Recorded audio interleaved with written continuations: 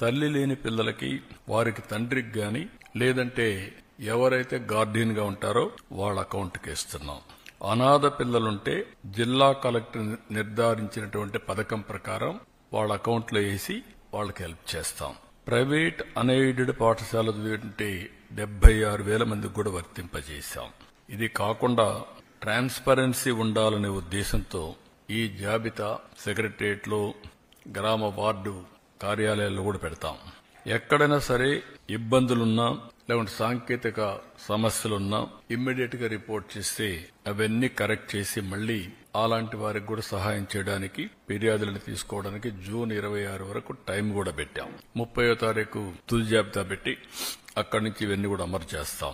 ఇంకొక పక్కన ఇప్పుడు ఇచ్చింది 2 నుంచి 10వ తరగతి వరకు ఇంటర్మీడియట్ సెకండ్ ఇయర్ కి బీసీల్లో చూస్తే 29,82,000 మంది వస్తున్నారు. ఇంకొక పక్క ఎస్సీల్లో 11,76,000 మంది వస్తున్నారు.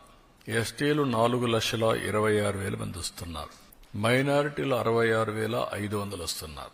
ఈడబ్ల్యూఎస్ విద్యార్థులు 8,44,000 మంది ఎకనామికలీ బ్యాక్వర్డ్ అగ్ర కులాలకు సంబంధించిన వ్యక్తులు వస్తున్నారు. ఒక బిడ్డ, ఇద్దరు గాని, ముగ్గురు గాని, నలుగురికి కూడా ఇచ్చాం. ఇది మీరు చూస్తే 18,55,760 మంది తల్లులకు ఒకే బిడ్డ, వాళ్ళకి యాజ్ ఇట్ ఈజ్ ఇస్తున్నాం. 14,55,322 మంది తల్లులకి ఇద్దరు బిడ్డలు, 29,10,644, 2,10,684 మందికి ముగ్గురు పిల్లలు. ఇది 6,32,052 మందికి ఇస్తున్నాం. 20,053 మంది నలుగురు పిల్లలు, అంటే 80,212 మందికి వీళ్ళకి కూడా ఇస్తున్నాం.